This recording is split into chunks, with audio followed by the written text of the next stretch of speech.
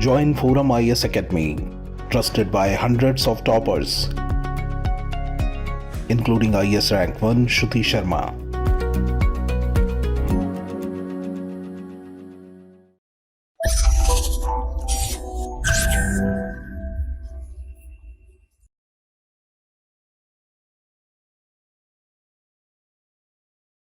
Hello friends, this is Vijay. Welcome to ForumIAS Hindu Daily. In our today's discussion, dated October 2nd, we are having 5 articles to discuss.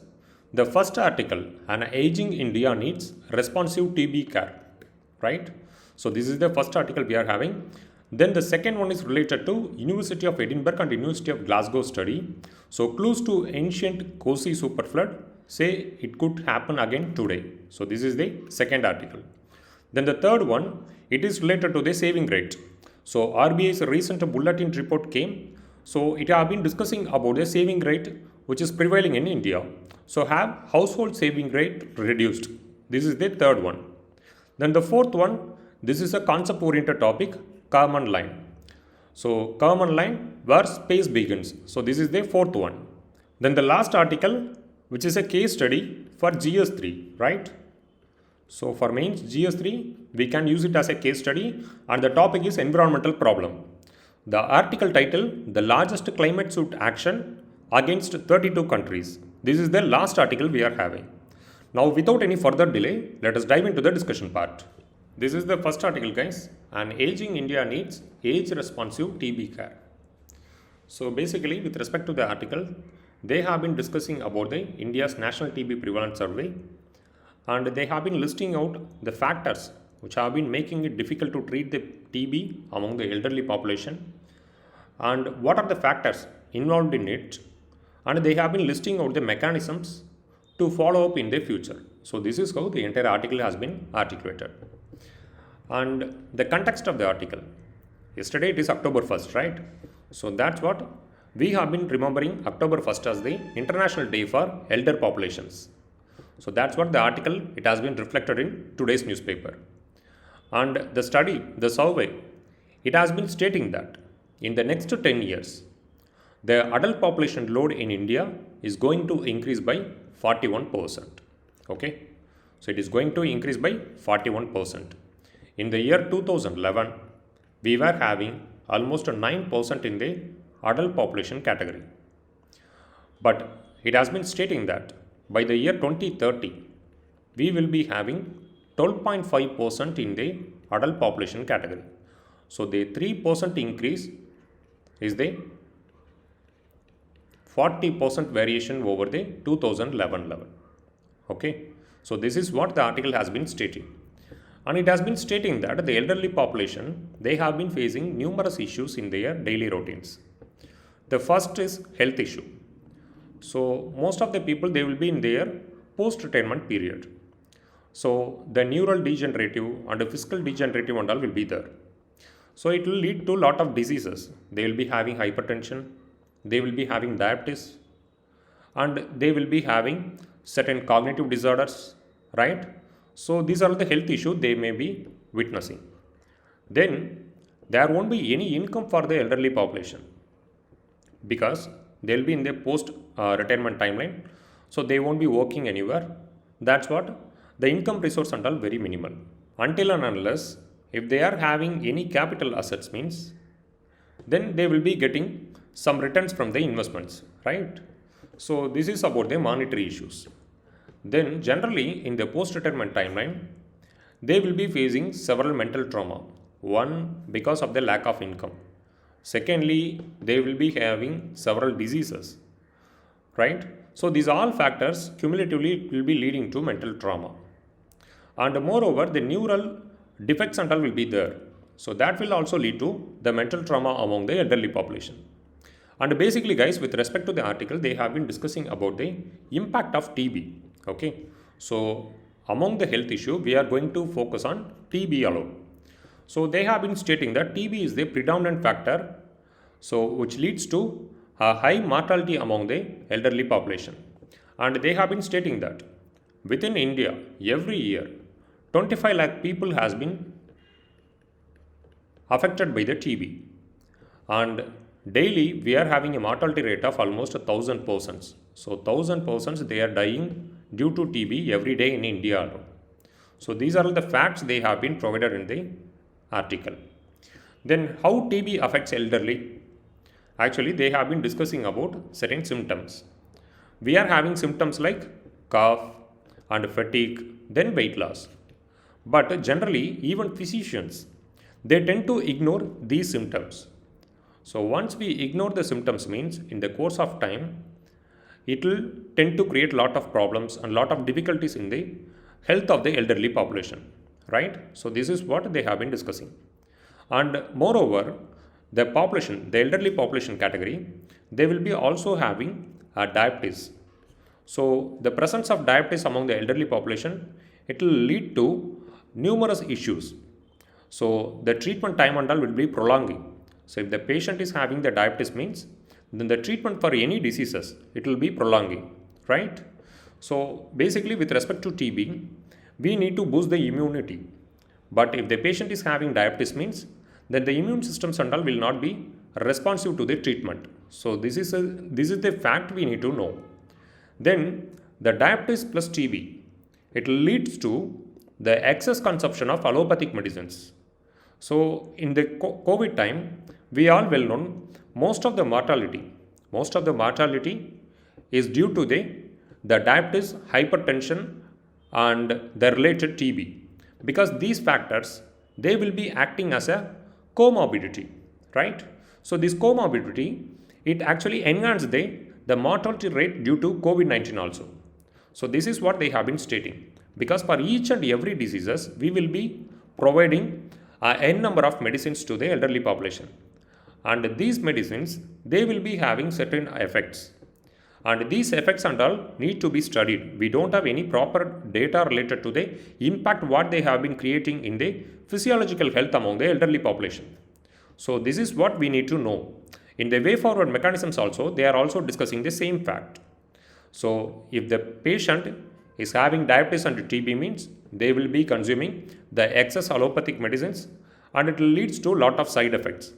And moreover in the future, it may lead to a skyrocketing mortality rate, right? So now let us come to the way forward mechanisms. Primarily guys, these way forward mechanisms are very helpful for writing the answers because we can do a copy paste. In the first point, they had stated that disease specific vertical care programs need to be abolished. So if we are having elderly population means, for neural degenerative diseases, they will be consulting certain neurosurgeons. And for certain chronic kidney failures and all, they will be consulting the nephrologist. So these phenomena, it need to be abolished. And we should be having a holistic healthcare model for the elderly population. So if we are having the holistic healthcare means, then we can come to know the side effects of the medicine what we are going to use. So this is what the article has been stating. So if we are having a holistic healthcare means, then we can come to know how we can allocate the medicines to the patients, especially in the elderly population category, right? So this is the first point they have been discussing. And the second one is related to the capacity development. Capacity development among the health professionals. Why we need to do the capacity development? Because we don't have any proper understanding of the TB. And certain reports like Lancet and all has been stating, in India, almost 35% of the population are having TB, which means among the most of the people, they are having a non-active TB or we can say dormant TB. So if their immune system is getting suppressed means, then the TB will become active. So we don't have any proper clinical understanding of the TB. That's what we need to empower the health professionals with respect to the capacity development, right? Then the third one, technical and operational protocols. So right now, we don't have any clear-cut technical and operational protocols and all with respect to TB. So if we are having country-centric technical and operational protocols means, it will be providing a clear guidance to diagnose the TB and the mechanisms to treat the TB in an effective way. So this is what the article has been stating. Let's say with respect to India, we are going to have almost 12.5% population in the elderly category by 2030, right? So if we have micro level data for the elderly population means, then we can design the technical and operational protocols. Micro level data means if we are having the genetic data for the elderly population means, then we would be treating the patients in an effective way, right? So this is what it has been stating. Fourthly, comprehensive assessment of comorbidities. So in the pandemic, we already witnessed because of the lack of data related to the comorbidities, we lost hefty number of elderly population to the COVID-19, right? So that's what they have been stating. We need to do a comprehensive assessment of comorbidities among the elderly population especially. And after doing that assessment, we need to devise the drug dosage and all to each and every elderly population. So first we are going to do an assessment, then we are going to devise the drug dosage for the elderly population. So these mechanisms and all need to be put into force. Fifthly, it is related to the socio-economic needs. So while devising the mechanisms for the socio-economic needs, we need to get the inputs from the elderly population itself. And government here they can play a role by providing universal health care to the elderly population, because it will reduce their out-of-pocket expenditure, right? So the monetary issues and all will be eliminated with the universal health care program, right? Then lastly, it is about the macro level data management. So in the macro level, we need to disaggregate the data based on the gender and based on the age.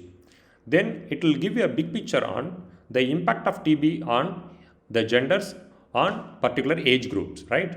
So it will provide some insights to the impact of TB among the population. So it will help the physicians to devise the modules in such a way to treat the particular gender and the particular age group. So this is what they have been stating. And moreover guys, with respect to this article, we had discussed about the issues what they are having, especially the elderly population, and how the TB has been affecting them, and how the comorbidities have been acting as a enhancing factor related to the TB, and what are the way forward we can do in the future. So this is how the entire article has been discussed, right? Now let us wind up this article here. Let us move on to the next one. This is the second article guys. Clues to ancient 𝐂𝐡𝐚𝐬𝐫 superflood say it could happen again today. So basically the article is based on the study what conducted by the University of Edinburgh and University of Glasgow. So both these universities are in Scotland, right? And here in the image you can see, let us consider this as a Himalayan region. So we are having several rivers here. So let us, for time being, let us consider these as a Gangetic rivers. So they are actually having a glacier formation, right? So in the glacier, the rivers tend to follow down. And being a young river, they will be bringing enormous loads, like they will be bringing cobblers, boulders, sand, silt and all. So after reaching the down portion of the valley, these loads and all will be settled, because the kinetic energy of the river will be reduced. So that's what these loads and all will be settled down. And with respect to India, in the Gangetic region, we are having a Terai belt, right? So in the Terai belt, you can see a huge amount of boulders and cobblers and all. So why it has been there? Because the rivers, after reaching the down portion of the valley, they lost their kinetic energy and they settled the load. After the Terai region, the streams and all will be re-emerging. So in the Terai region, the streams will be disappearing. After the Terai region, they will be re-emerging, right? So this is the concept. And with respect to 𝐂𝐡𝐚𝐬𝐫, the entire belt, the entire river path belt is composed of alluvium soil. So if the rivers are getting blocked by the load what the river 𝐂𝐡𝐚𝐬𝐫 has been bringing means, then it will shift its course and it will find the older route. So this is how the river shifting in the 𝐂𝐡𝐚𝐬𝐫 have been happening. And here in the study, they have been stating that between 23 million and 5 million years in the Miocene era, Indian peninsula, it was dotted with several superflood events, because the river patterns or the river flowing patterns that and all has been revealing that between the 23 million years ago and the 5 million years ago, Indian peninsula, it was dotted with a variety of superflood events, okay? And it has been stating that in the future, if we are having super flood event means, then we will be also having cascading effect. What will be the cascading effect? Let us consider. So let us consider the huge amount of water has been coming down and it will be breaking the banks of the river, right? So right now we are having n number of cities along the banks of Ganga. So these cities and all will be inundated, and in the upper basins we may be witnessing the landslide, right? So right now in the Uttarakhand region we have been witnessing the landslide. So imagine if the quantum of water is very high means, then the intensity of landslide in the Uttarakhand region and the Himachal region and all will be extremely high. So this is the cascading effect. And in the article they also stating about the gravel sand transition zone. So what is that gravel sand transition zone? So it is same as terrain. So after depositing the loads, we can demarcate a line. So here we will be having a portion of gravels, and here in this portion we will be having a sand, silt, clay and all. So here we will be having minor particles, and here we will be having major loads like cobblers and boulders. So they have been stating that before 11,000 years ago, in the Holocene timeline, the transition zone moved downwards around 30 to 40 kilometers. So if the cobblers and boulders and all moving downward around 30 to 40 kilometers means, what we can interpret, the kinetic energy of the water might be very high. Why it needs to be very high? Because the quantum of the water will be very high. So we might witness super flood in that timeline. So this is the interpretation the study has been providing, and it indicates that supercharged monsoon or massive glacial lake outburst in the region will be the factor for the excess kinetic energy, right? So with these modules, the study has been stating that in the future also, we are having a probability of 60% of the super floods in the Indian Peninsula, especially in the Gangetic Belt region, okay? So this is what the article has been explaining. Now let us wind up this article here. Let us move on to the next one. This is the third article, guys. Have household savings reduced? So the article, it is completely based on the data given in the RBI monthly bulletin. So as we all well known, RBI monthly bulletin, it will be providing statistics related to the monetary related domains. So like inflation, then the saving rate, right? So these aspects and all will be provided in the monthly bulletin. And here they have been taking some two views over the data what they had presented in the RBI monthly bulletin. So before getting into the article, we need to know the cycle which exists between the savings and the investments and how it has been functioning. So that is called the Harrod-Domer model.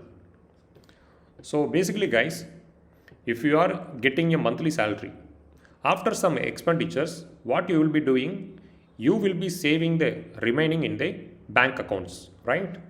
So after accruing the savings, what these banks will do, they will be lending to some corporates, and these corporates they may be a public sector agencies and these entities, what they will be doing, they will do some investments. They may be establishing some manufacturing unit, or they may be establishing some service sector units. So after the establishments, there will be a business, and those business, it will be providing return to the entities, and these returns and all will be paid to the banks from which they got the loan. Okay, so this is how the system has been functioning. And moreover, this manufacturing and service sector activities, they will also spur the growth in the economy, right? And it will be providing a huge amount of salary to the employees, and then the cycle will be continuing. So this is what it has been demonstrated in the image. Okay, so this is the Harrod-Domer model. So that's what it has been mentioning, that the saving rate is very crucial for the economy. It may be a US economy or it may be Indian economy. The saving rate is a crucial factor to determine the health of the economy. So RBI monthly bulletin, it reveals that savings rate in India have been declining in the post-pandemic timeline, and the liability among people have been increasing. When the liability will be increasing? If the people, if they don't have any fruitful income means, then they will be losing their savings, and they will be getting a new loans, right? So this is the scenario. It has been demonstrated in the RBI monthly bulletin, and the data has been stating that in the year 2021, the net financial saving rate was around 11.5%, and by 2023, we are having a net financial saving rate around 5.3%. So here you can imagine the discrepancy what we are having with respect to the data related to the net financial savings, right? So with respect to the data, two views has been presented here. One is with respect to the government and another one with respect to the opponents. So the optimistic view, which has been presented by the finance ministry, they have been stating that the people, they are having huge trust upon the economy. So they have been stating that when we will be doing the savings, if we are feeling that if there is some uncertainties in the future means, then we will be doing the savings. But people, they have been spending enormously in the post-pandemic timeline, which reflects that they are confident about the Indian economy and they are having trust upon the Indian economy. For that, they have been throwing several facts. The first one is related to the growth in the construction sector, that too between the year 2020 to 2022. And in this timeline, the construction sector, it witnessed the growth of 15%, right? So what we can infer here, the people have been investing the sources for creating the capital assets. So this is what the finance minister has been representing. Then the second one, the housing loans from SEBs grew at a double-digit rate. So the housing loans from the scheduled commercial banks, it has been growing at a double-digit rates. So before the pandemic, the housing loans and all were growing in a single digit. But in the post-pandemic, we have been witnessing that the housing loans have been growing at a double-digit rates. And it has been stating that the people, they have been spending the resources and they have been taking the new loans for creating the capital assets, and they are not doing or they are not spending the resources for the revenue expenditure. Rather than we can say for any consumption behavior they are not spending, but for creating the assets only they are spending. So this is the view which has been presented by the finance ministry. And they are also stating that the loan from finance companies, it grew almost 17 times in the post-pandemic timeline. So these all facts has been stating that people have been spending their resource only for fruitful activities and not for any revenue expenditures. So this is what the finance minister has been claiming. But the opposite views also has been presented in the article.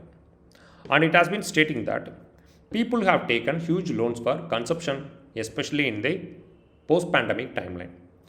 We all well known in the pandemic timeline, the out-of-pocket expenditure was extremely high.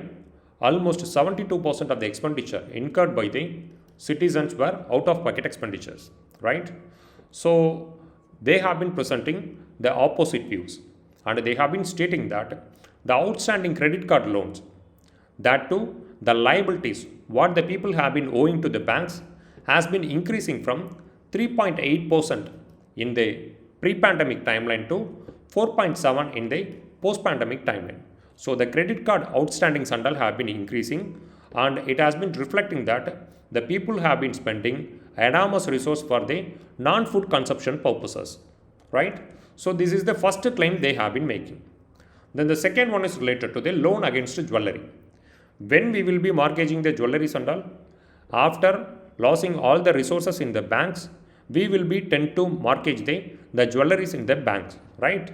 So the loans against jewelry also have been increasing, and it have been increasing from 1.07% to 2.16%. So these two facts, which has been stating that people after losing their savings and all for consumption activities, they have been getting the borrowings from the scheduled commercial banks and from the financial intermediaries. So this is what the pessimistic view has been presenting in the article. So basically guys, with respect to the article, we have seen our data on the net financial saving and how the finance ministry has been claiming a optimistic view over the net savings what we are having now, and the opponents how they have been presenting their pessimistic view with their supporting data, right? So this is what we had discussed in the article. Now let us wind up this article here. Let us move on to the next one. This is the fourth article, guys, and the article is all about the common line. So the common line where space begins. So this is the article title, and here they have been discussing about the common line definition and why we are designating common line, right? So this is what the article has been discussing. And here in the image you can see the above mean sea level. We are having a common line almost above 100 km above the mean sea level. And guys, above the earth we are having several layers of atmosphere, right? Troposphere, stratosphere, mesosphere, thermosphere and exosphere. And with respect to the common line, if any aircraft or any space vehicle, if it is going above the common line, means then it won't be a conventional one. We can't fly over the common line with a conventional aircraft. So this is what you should know. And the common line, the above and below common line, we won't be having any changes in the pressure or in the temperature factors and all, right? And the common line has been designated by the FAI. FAI is nothing but a Federation Aeronautic International. So this is the organization. It designated the common line above the 100 km, the mean sea level. Okay, why we need to have a common line? We all well known under the 1967 Outer Space Treaty, we have designated the space as a global common. So we can conduct certain scientific and research purposes in the space for peaceful activities, right? So this is what we need to know about the 1967 Outer Space Treaty. And let's say we are having country X and country Y. Country X and Y, they are actually enemy countries. And the airspace belongs to country Y, and here the airspace belongs to country X. Suppose let's say country X has been sending one aircraft above the country Y, means the country Y, it won't be permitting the aircraft of country X, right? So in that case, they will be taking some other alternative route. But the common line, this is the space portion, right? The space portion even above the country Y has been utilized by country X, because under the 1967 treaty, we had permitted every nation to utilize the space and the related domains for any peaceful activities. So this is what we need to know. So that's what they have been designating common line as a boundary between the atmosphere and the Earth's outer space. Okay, and here they had given that why do we need a common line? So the 1967 Outer Space Treaty says that space should be accessible to all countries and it can be freely and scientifically investigated. Then the common line, it has been acting as a parameter in defining a legal boundary of what and where spaces can help and avoid disputes and keep track of space activities and human space travel. But certain international agencies, they are not approving the common line. Example, US Air Force and the NASA. They are not abiding by the common line and all. And moreover, with respect to the common line, if any aircraft or any vehicle, if they are traversing above the common line, means then they won't be conventional aircraft. We can't use conventional aircraft to fly above the common line. And if any person, if he is moving above the common line, means he will be considered as an astronaut. So this is what according to the terms of FAI. Okay. So basically with respect to this article, we have seen what is meant by common line and who had designated the common line and what is the necessity of the common line, right? So let us wind up this article here. Let us move on to the next one. This is the last article, guys. The largest climate action lawsuit against 32 countries. So we can use it as a case study. So don't do any deep research related to the topic. Let me explain what they had presented in the article. Almost some 6 young Portugal nationals, okay, who aged between 11 to 24. They actually filed a suit in the European Union Human Rights Court, okay. European Union Human Rights Court, which is located in France. There they actually filed a suit. What the suit is related to? They have been stating that the 32 countries in the European landscape, they have been emitting excess CO2.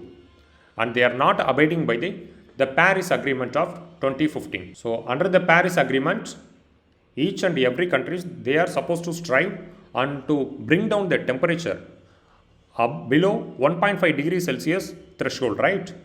But these 32 countries, they have been emitting excess CO2 into the atmosphere, and it have been creating a variety of crises to each and every child in the European landscape. So this was the claim which was made in this suit.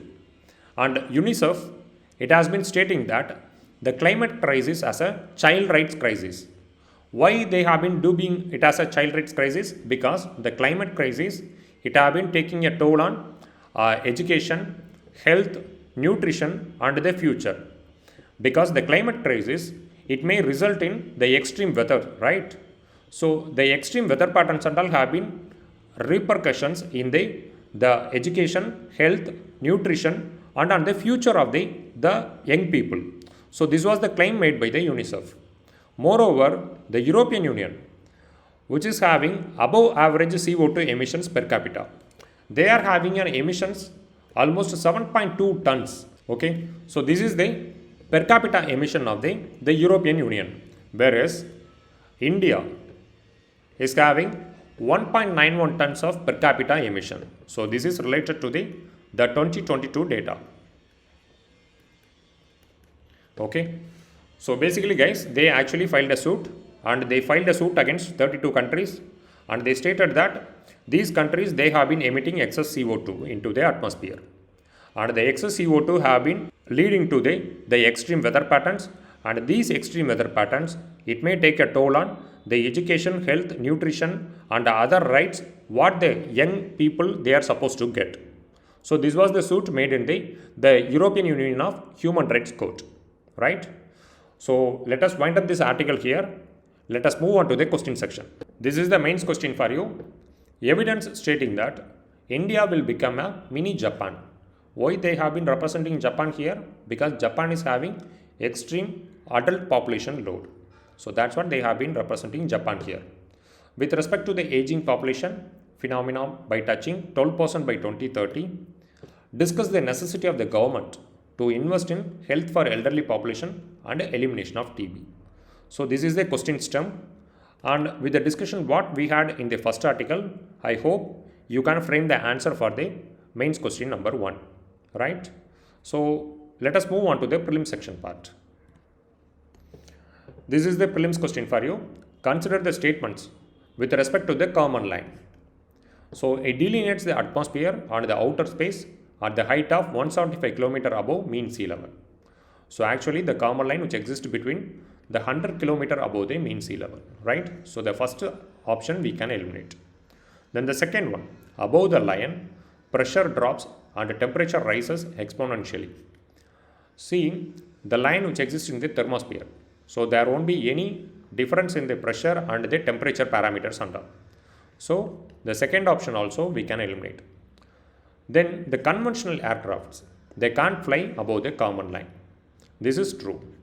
Once if we are crossing the common line means, if it is individual means he may be an astronaut, or if it is any vehicle means then it will be a spacecraft, right? So the third option alone right. So the answer option 1 is the right one for question number 1. This is the second question. With reference to TB, consider the following statements. It is caused by Mycobacterium tuberculosis. This is true, and it is a communicable disease. So TB, it usually spreads through the air droplets what the person have been emitting, right? So the second option is also right. Then this third statement, India has launched the 𝐒𝐡𝐚𝐬𝐫𝐢𝐻𝐚, a DBT scheme for TB patients.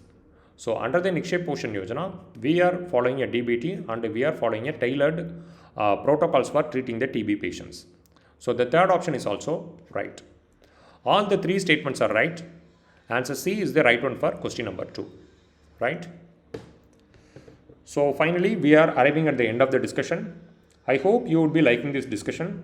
Kindly press the like button and subscribe to ForumIAS in social media platform. Signing off, Vijay.